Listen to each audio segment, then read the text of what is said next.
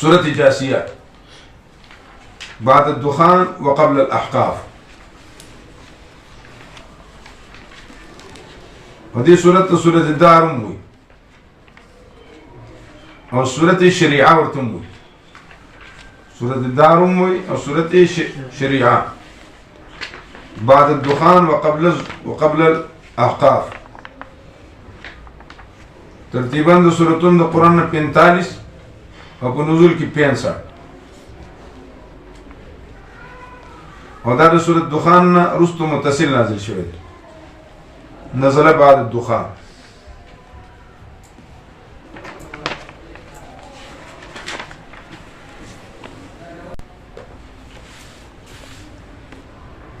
چې موږ د دې بلنه ځکه کوو چې دا زموږ د پلان نیکه کار دی، رسم دی. हम उनको इसलिए पुकारते हैं ये हमारे आबा व अजदाद का रस्म है.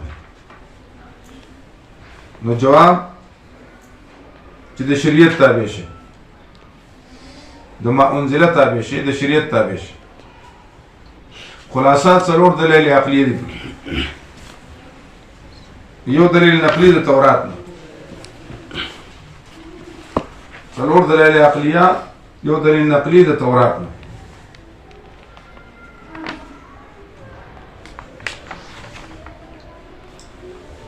اور دلیل نقلی تورات پہ ابتدا کی تمہید مع ترغیب اور درمیان کی دعوی صورت.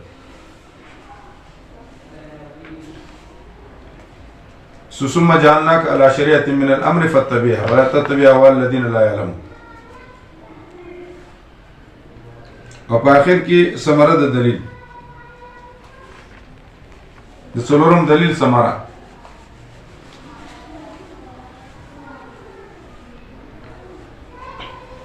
بسم الله الرحمن الرحيم. ألف لام حاميم تنزيل الكتاب من الله العزيز الحكيم إن في السماوات والأرض لآية للمؤمنين وفي خلقكم إضافة مصدر مفعول وما يبص من دابة ده خبر مقدم. آية لقوم يوقنون مبتدا مؤخر وده دليل توحيد عقلهم دبر.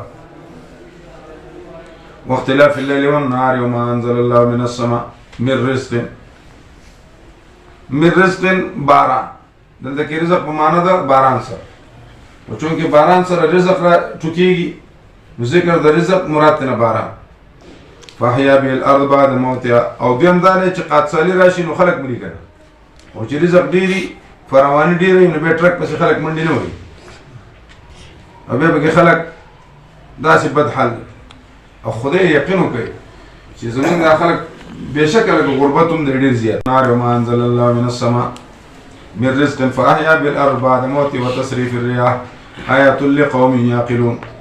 تلك آيات الله نتلوها عليك بالحق فبأي حديث بعد الله وآيات يؤمنون. فبأي كتاب بعد كتاب الله يؤمنون. فبأي كتاب بعد كتاب الله يؤمنون. ويل لكل أفاك أثيم. زجر مع تخفيف أخرى. علاقت دې دا افاق د پاره چې فعلی قولی افاق دروغجن اسیم او چې فعلی يسمع آیات الله تتلى علی. زمونږ داسې مصیبت دی چې زمونږ بعض خلک د یو سړي په مکاریت وکړي انصار د نبي علیه السلام نه ګیلې. نبی علیه السلام ولکه د مدینې نه بهر یو خیمه ولګول او ټول راغونډ ورته زه اورم ستاسو شکایت ماته وای خو بهر تاسو چوکونو کې خبرې مه کوه. نو زمونږ بعضې خلک داسې دی چې هغه د خپل ځان دپاره چې څه کولی نه شي، هېڅ حیثیت یې نشته دی، هغه ځي دروغ ووایي او دې کې به هغه خیر ګڼي، او حالانکې چې څوک یې د سنډه په خیراته کې نه بولي او صرف د عهدې په زور باندې کله داسې ګرځي کله داسې. تتلى علیه السلام یصر مستكبرا بے عزت کوي تکبر کوي. کالم یسمع فبشر بعذاب علیم. وإذا علم من آياتنا شيئا كيوشي من بومشي ناغا من عمل لك توقي أولئك لهم عذاب مهين رسل الدين جهنم دے او کفایت بونه کې د دینه سجدي کسب کړی دي ولا ما اتخذوا من دون اولیاء او نه هغه کسان چې دي جوړ کړی سوا د الله پاک نه اولیاء د دې پر عذاب عظیم هذا هدن دا قرآن هدایت دی دا نبی هدایت دی او هغه کسان چې کافران دي د آیاتونو زما انکار کوي د آیاتونو زما د پر عذاب دی من رجز الیم الله الذي سخر لكم البحر دبل ذل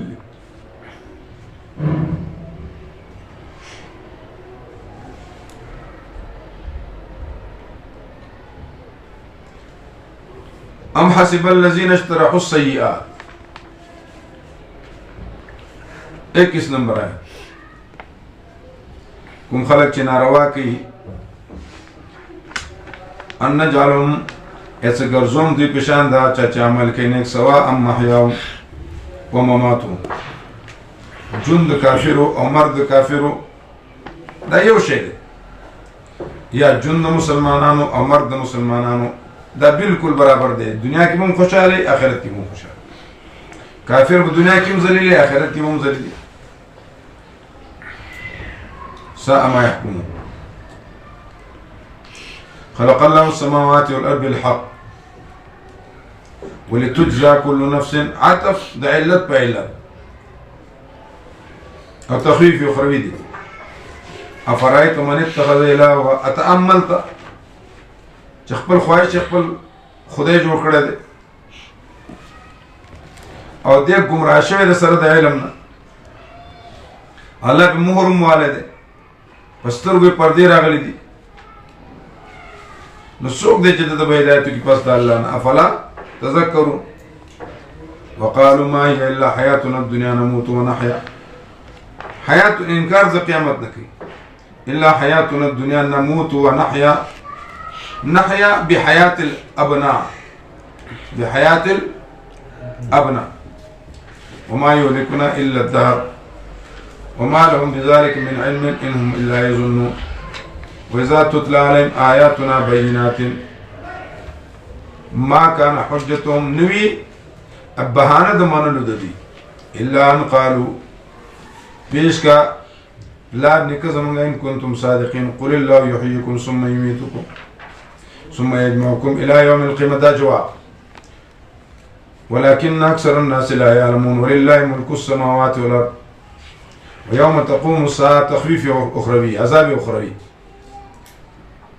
يخسر المبتلون وترى كل امه جاسيه ناکاره د قوم یا پړ مخې پراتو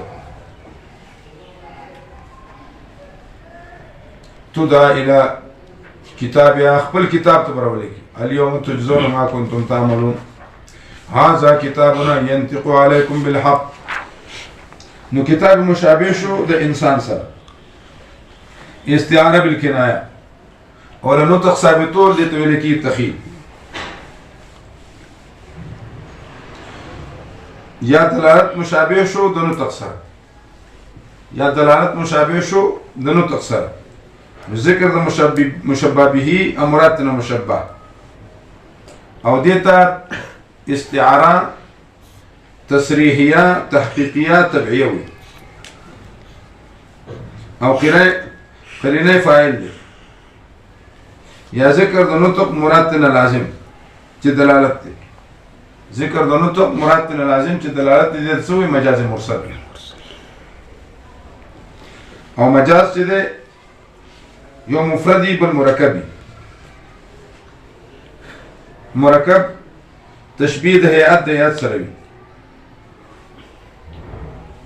لکه انی اراك تقدم رجلا وتؤخر اخرى اني اراك تقدم رجلا وتؤخر اخرى مجاز دو قسمه مفرد مرکب مرکب چې تشبیه د هيئت د هيئت سره او مفرد جو مرسل له پر مستعار دی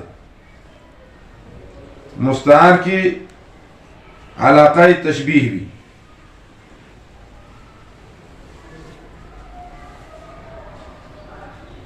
او مرسل کی علاقه غیر تشبیهی.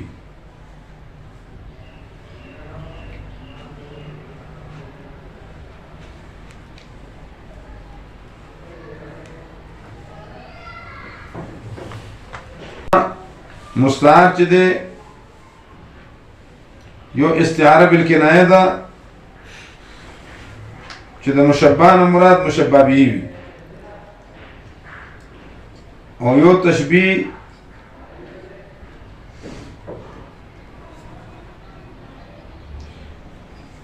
یا لکه انشأت المنیة اسفارها، انشأت المنیة اسفارها. او یو بیا تشریحیه ده چې مناسب د مشبه ذکر شي، به استعاره ده تخیلیه چې لازم د مشبه ذکر شي. تشریحیه چې ده چې مناسب د مشبه ذکر شي، او مستعار چې ده دا بیا یو مطلقه ده، مجرده ده او مرشحه ده. مطلقه لکه ده آیت، مطلقه لکه مثال طور رأيت اسدا چې لوازم د طرفینو ذکر نه وي پکې. رأيت اسدا چې لوازم د طرفینو پکې ذکر نه وي. او مجرده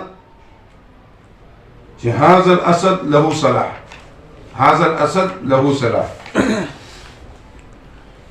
او بیا مرشحه چې ده هذا اسد له لبد، تاسو دا وایي هذا اسد له لبد. او دا تلخیص کې لیکلي دي مختصر المعنی کې به تاسو راشي. تلخیص او مختصر المعنی د مجاز اقسام.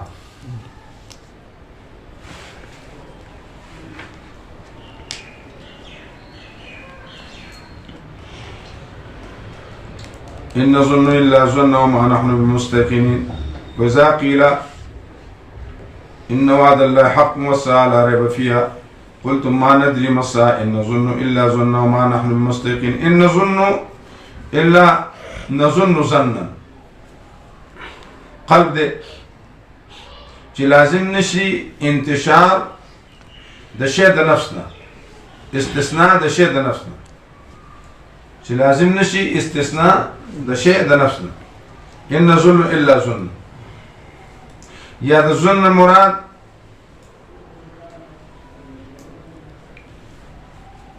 ظن معتبره ده.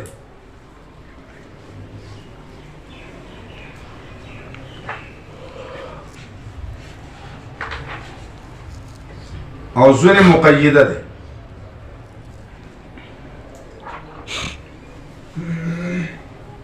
چې هغه ظن حقیر دی. علامه سکاکی دا لیکلی دی.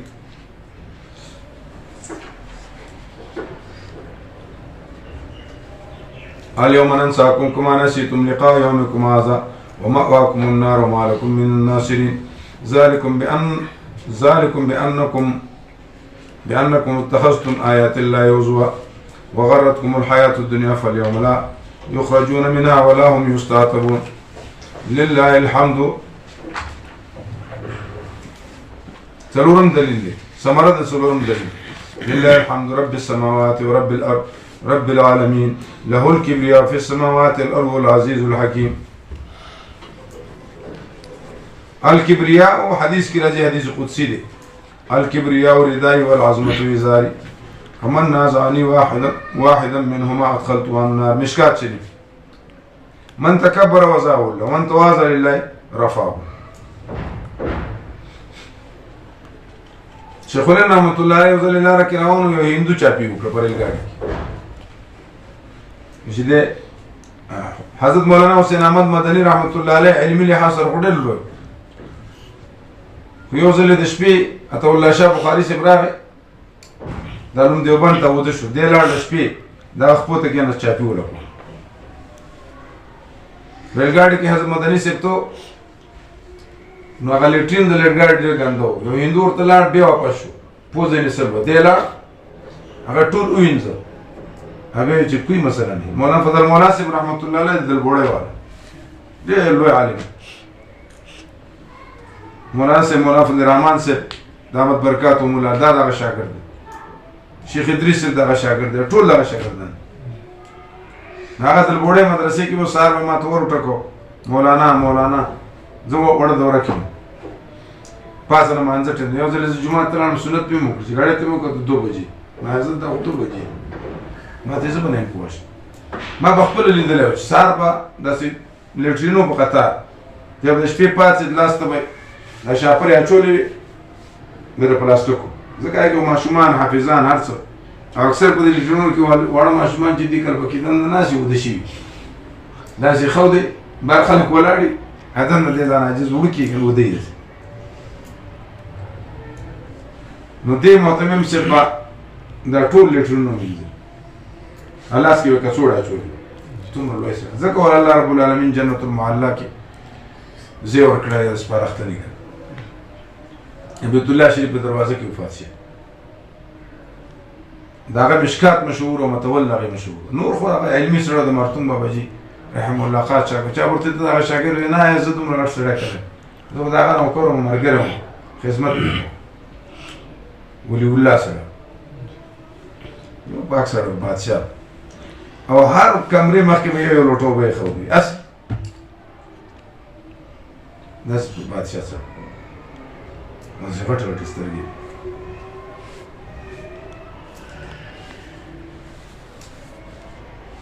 نو عاجزي چې ده په دې کې الله رب العالمین هر څه ورکوي. بسم الله الرحمن الرحیم.